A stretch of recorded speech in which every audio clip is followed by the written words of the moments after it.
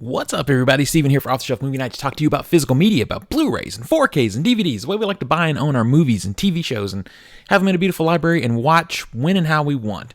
If you're a physical media collector or if you just like movies, you're in the right spot. Join the conversation and let's talk about movies. All right, so I have a question. What are the most important physical media items in your collection? Now, me specifically, it's about movies, but it could be for you, it could be records, it could be, comic books, it could be toys, it could be whatever. But I was thinking about it. Someone asked this of me on a different platform, what are the most important pieces of physical media I have? And it got me thinking. They asked me just what the most important one is.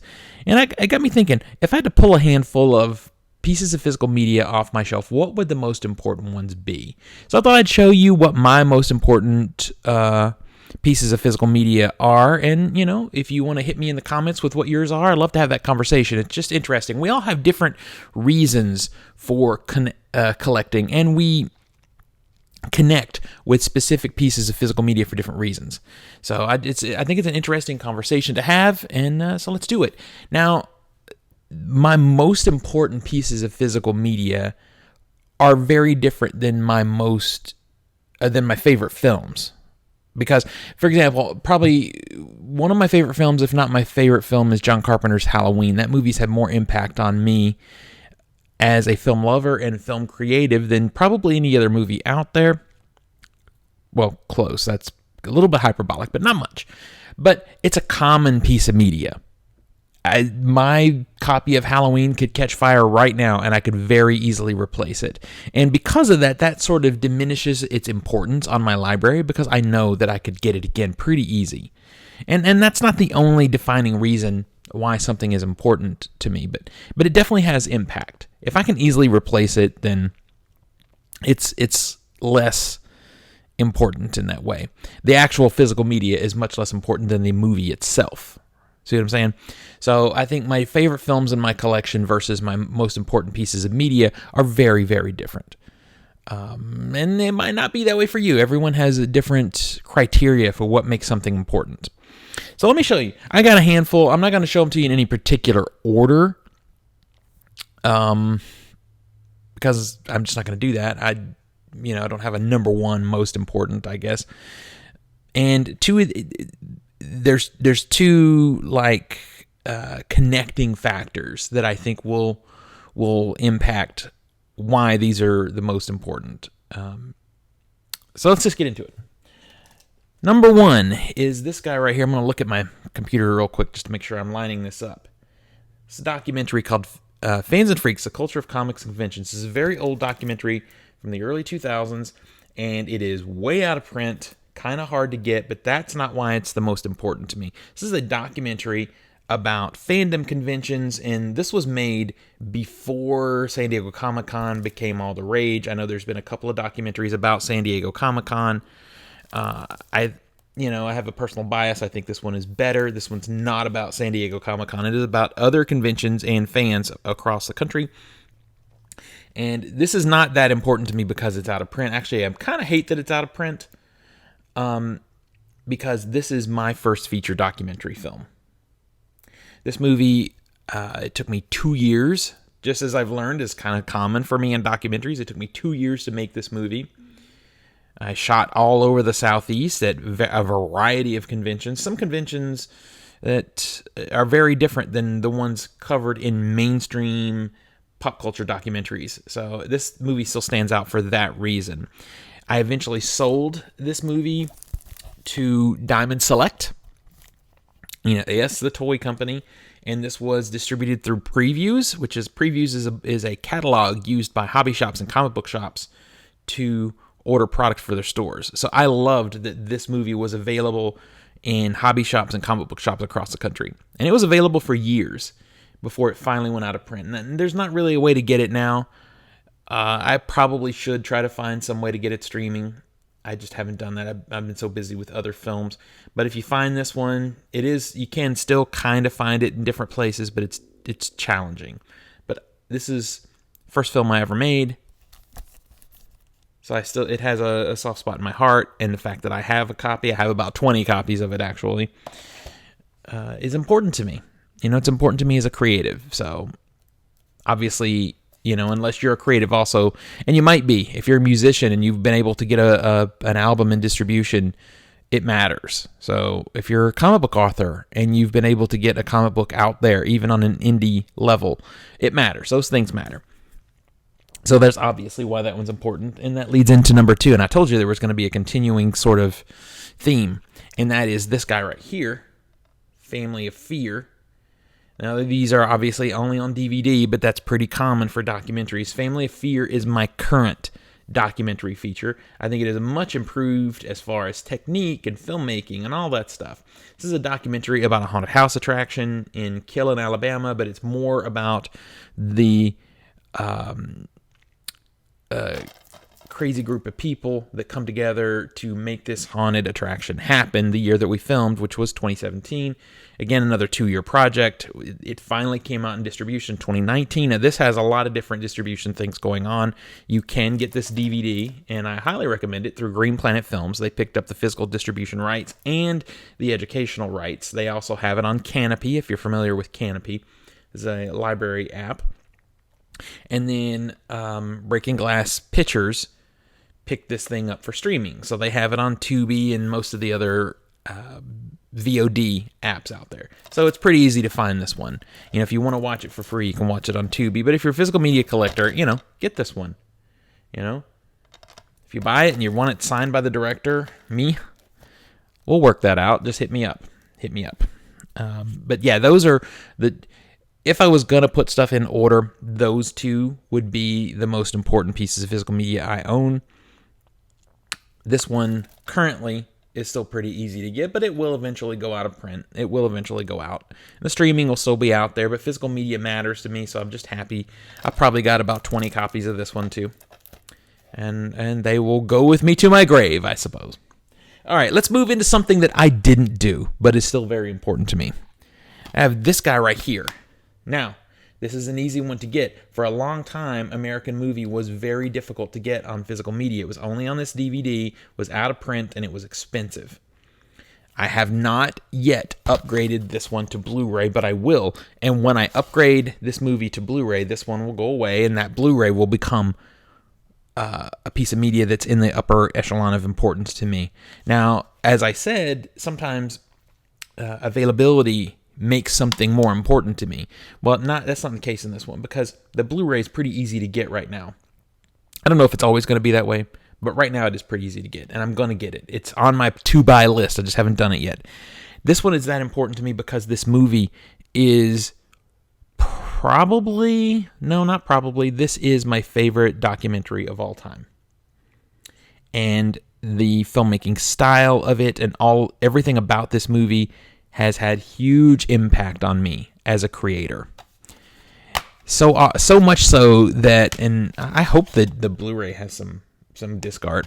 So much so that every time I start a new documentary project, whether it's a short film or whatever, I watch this movie. It inspires me.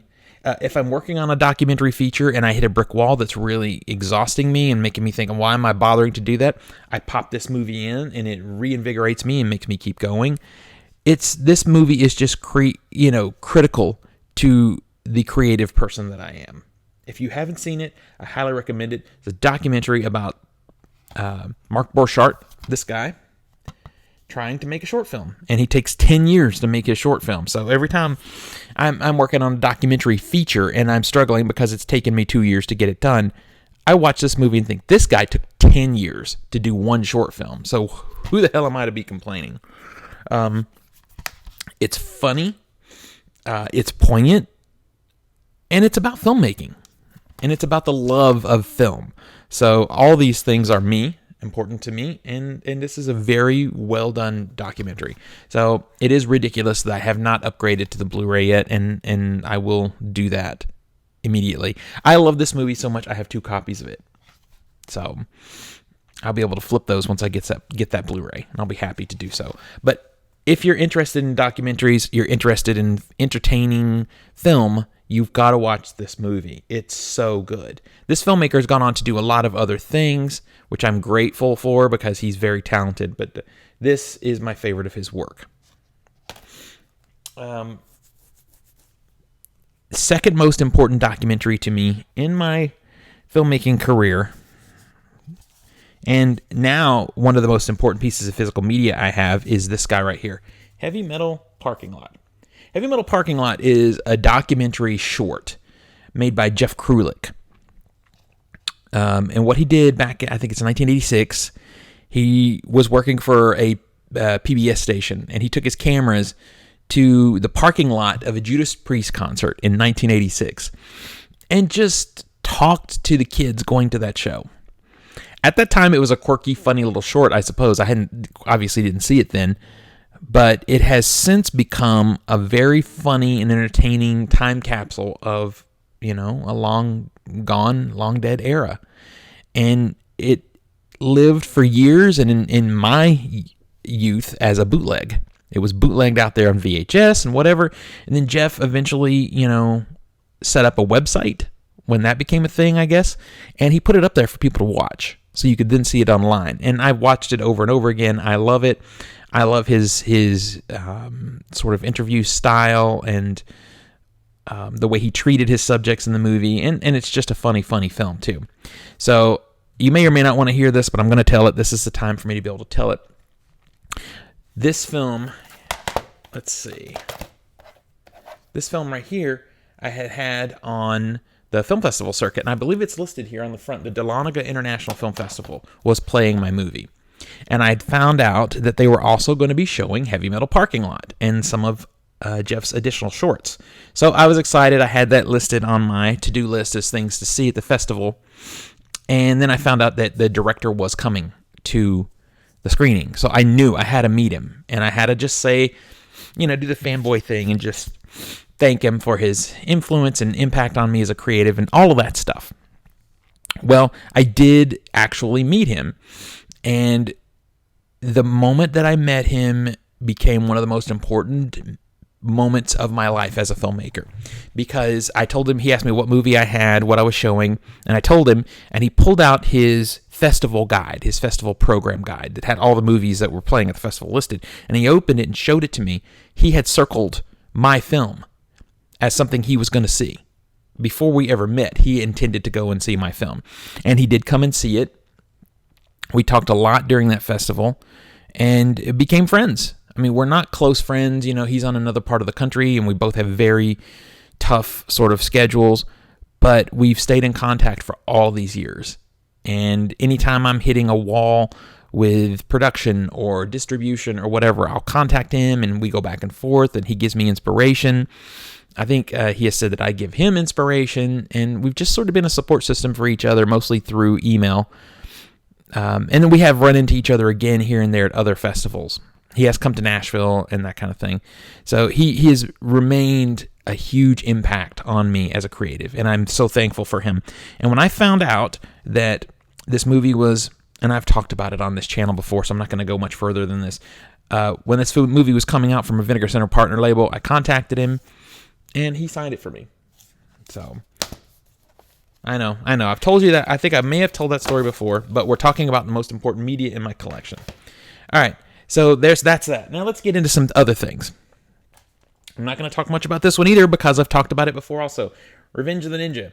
I have this DVD. I will always have this DVD. This movie is out on Blu-ray, but I will keep it because I was able to meet the director, Sam Furstenberg, at a film festival. We had a great conversation. He was showing another movie of his at that festival. They were doing some kind of retrospective, but this, to me, as a child, watching this on repeat on USA and different cable channels, was my first superhero movie. So Sam Furstenberg also directed Breakin' and other movies for the Canon group.